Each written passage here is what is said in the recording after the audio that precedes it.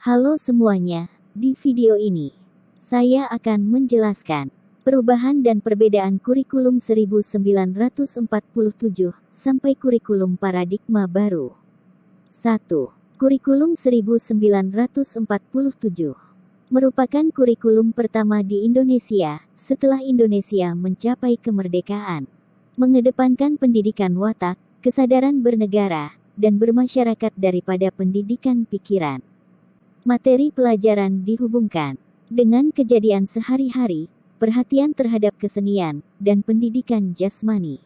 2. Kurikulum 1952 atau Rencana Pelajaran Terurai 1952. Isi kurikulum ini lebih rinci dibandingkan dengan kurikulum sebelumnya.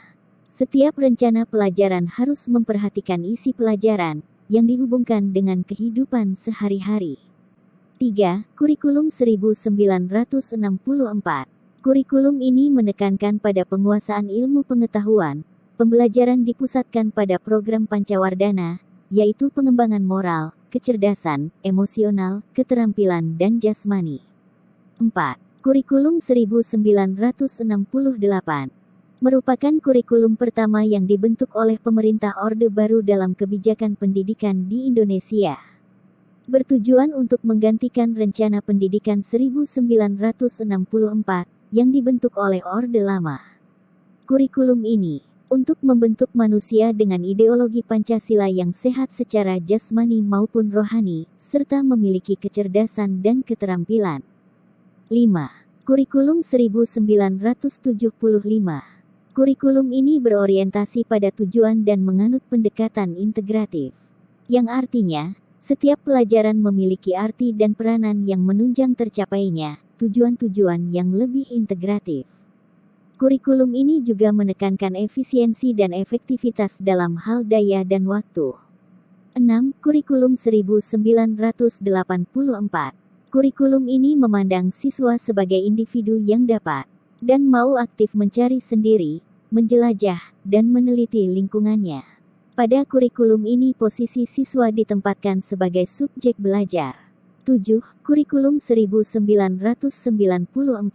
Kurikulum ini bersifat kurikulum inti, sehingga daerah yang khusus dapat mengembangkan pengajaran sendiri, disesuaikan dengan lingkungan dan kebutuhan masyarakat sekitar.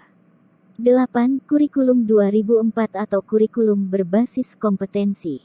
Siswa dituntut aktif mengembangkan keterampilan untuk menerapkan iptek, tanpa meninggalkan kerja sama dan solidaritas, meski sesungguhnya antar siswa saling berkompetisi. 9. Kurikulum 2006 atau KTSP.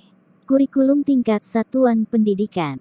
Pembelajarannya menekankan pada aktivitas siswa untuk mencari dan menemukan sendiri materi pelajaran melalui berbagai pendekatan, dan juga kurikulum ini menekankan kepada aspek pengembangan minat dan bakat siswa.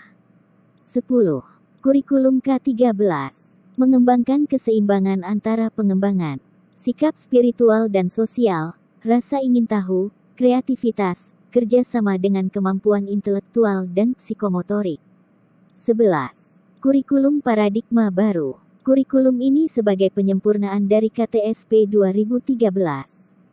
Kurikulum baru ini dinilai lebih fleksibel, dan akan lebih berfokus pada materi yang esensial, dan tidak terlalu padat materi.